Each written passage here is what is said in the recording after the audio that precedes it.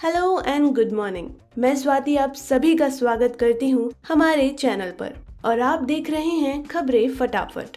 तो आइए दोस्तों, आपकी सुबह की शुरुआत करते हैं दिन भर की ताज़ा तरीन और गर्मा गर्म खबरों के साथ।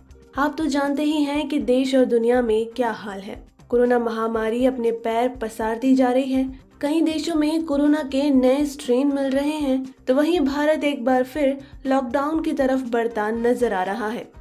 लेकिन इस वायरस को हराने के लिए देश में वैक्सीनेशन प्रोग्राम भी जोर शोर से चल रहा है।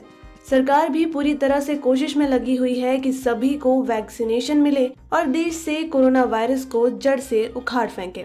लेकिन उसी वक्त देश में महंगाई भी लोगों की जेब खाली कर रही है। जी हाँ, पेट्रोल और डीजल के दाम बढ़ रहे हैं, तो वहीं एलपीजी सिलेंडर को लेकर भी सरकार ने बहुत बड़ा फैसला लिया है। तो वहीं ऐसे ही कई ऐलान सरकार ने किए हैं जो आपके लिए जानना बेहद जरूरी है, और इन सारी खबरों को आपके लिए आज हम लेकर आए हैं। तो चलिए बढ़ते हैं इन्हीं खबरों की ओर, लेकिन उससे पहले एक नजर डालते हैं आज की सुर्खियों पर। चुनाव आयोग का केंद्र को आदेश, चुनावी राज्यों में वैक्सीन सर्टिफिकेट से हटाएं पीएम मोदी का फोटो। कुछ घंटे बाद इमरान खान होंगे आउट। पाकिस्तान की नेशनल असेंबली में कल होगा फ्लोर टेस्ट। तो क्या दूसरे लॉकडाउन की तरफ बढ़ रहा है महाराष्ट्र? 24 घंटों में 10,000 से ज्यादा मामलों ने बढ़ाई सरकार की चिंता। चिल्लाने या गाना गाने पर हो जाएगी कोरोना जांच, टेस्ट के दर्दनाक तरीके से छुटकारा। कोरोना वायरस ने फिर से खुद को किया म्यूटेट। इंग्लैंड में 16 लोग नए स्ट्रेन से हुए संक्रमित। 1 अप्रैल से और महंगी हो सकती है बिजली, कंपनियों ने रखा दाम बढ़ाने का प्रस्ताव। महंगे एलपीजी सिलेंडर से मिलेगी राहत, ऐसे बुक करें और पाएं 50 रुपए की छूट। आईओसी ने बताया तरीका। आपकी सुरक्षा के लिए सरकार का बड़ा कदम, 1 अप्रैल से हर कार में जरूरी।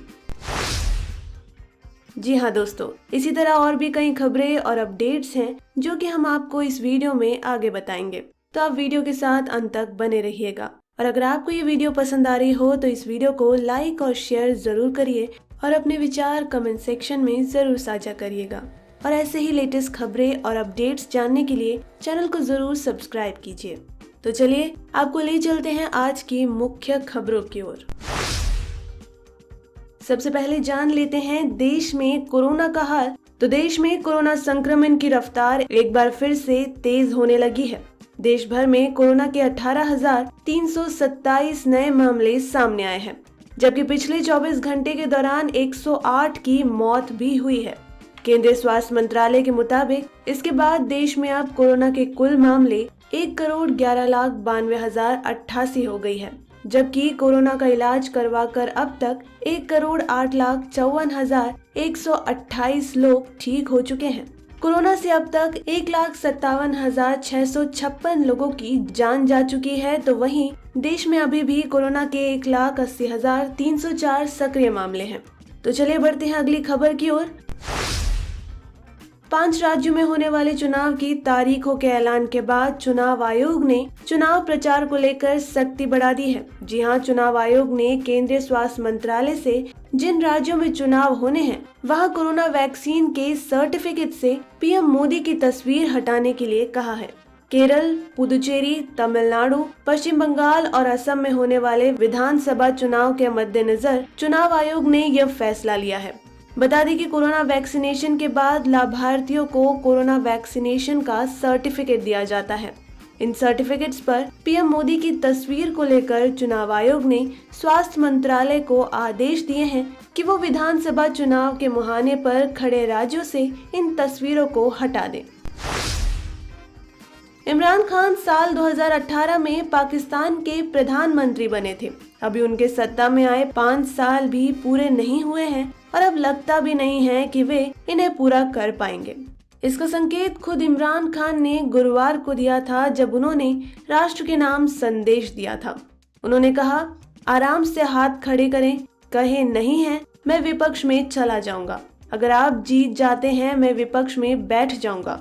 दरअसल जैसे भारत में राज्यसभा होती है, ठीक उसी तरह पाकिस्तान में सीनेट है, जहां इमरान के वित्त मंत्री अब्दुल हफीज शेख को करारी हार का सामना करना पड़ा। इसके बाद इमरान खान ने फैसला किया है कि वो शनिवार को संसद में विश्वास मत हासिल करेंगे।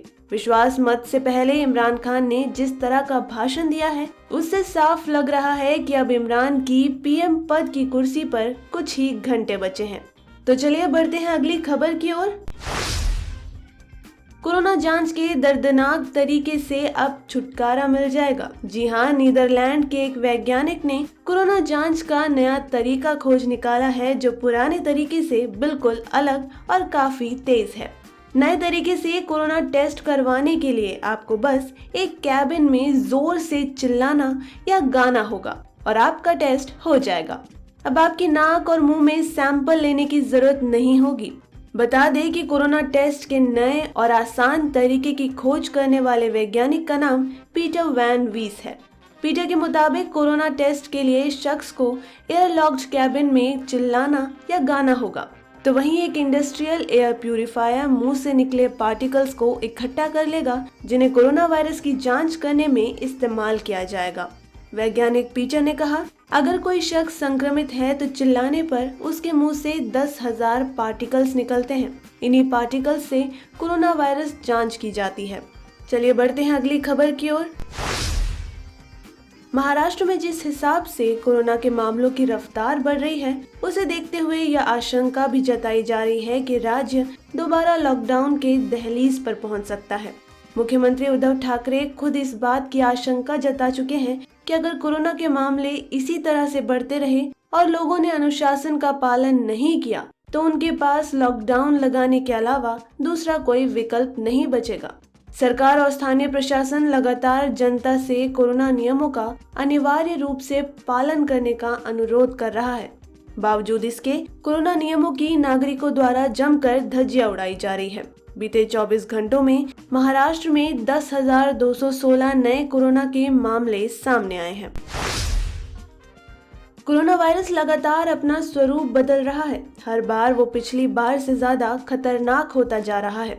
ऐसे में इंग्लैंड में एक बार फिर से कोरोना वायरस ने खुद को म्यूटेट किया है और कोरोना के नए स्ट्रेन से 16 लोग संक्रमित हो गए हैं। किसी वायरस का म्यूटेट होने का मतलब है उस वायरस के जेनेटिक मटेरियल में बदलाव होना। कोरोना वायरस अब तक हजारों बार खुद को म्यूटेट कर चुका है। एक वेबसाइट वियॉन की रिपोर्ट के मुताबिक इंग्लैंड में कोरोना का जो नया स्ट्रेन मिला है वो पिछली बार से ज्यादा अलग है। कोरोना का ये नया स्ट्रेन ज्यादा तेजी से संक्रमण भी फैला रहा है। अब स्वास्थ्य अधिकारी इसकी जांच में जुट गए हैं और अभी इसे अंडर इन्वेस्टिगेशन रखा है। इस नए कोरोना स्ट्रेन से पहला व्यक्ति 15 फरवरी को संक्रमित हुआ था और माना जा रहा है कि कोरोना का यह नया स्ट्रेन इंग्लैंड में ही पैदा हुआ है। चलिए बढ़ते हैं अगली खबर की ओर। सरकारी तेल कंपनियां Indian oil, Bharat petroleum corporation limited और हिंदुस्तान पेट्रोलियम कॉर्पोरेशन लिमिटेड ने बीते 7 दिनों से पेट्रोल और डीजल की कीमतों में कोई बदलाव नहीं किया है, जो कि एक राहत की बात है। तो वहीं आज दिल्ली में पेट्रोल 91.17 रुपए और डीजल 81.47 रुपए प्रति लीटर है। वहीं मुंबई में पेट्रोल 97.57 रुपए और डीजल 88.60 रुपए प्रति लीटर है। कोलकाता में पेट्रोल 91.35 रुपए और डीजल 84.35 रुपए प्रति लीटर है। तो वहीं चेन्नई में पेट्रोल 93.11 रुपए और डीजल 46.45 रुपए प्रति लीटर है।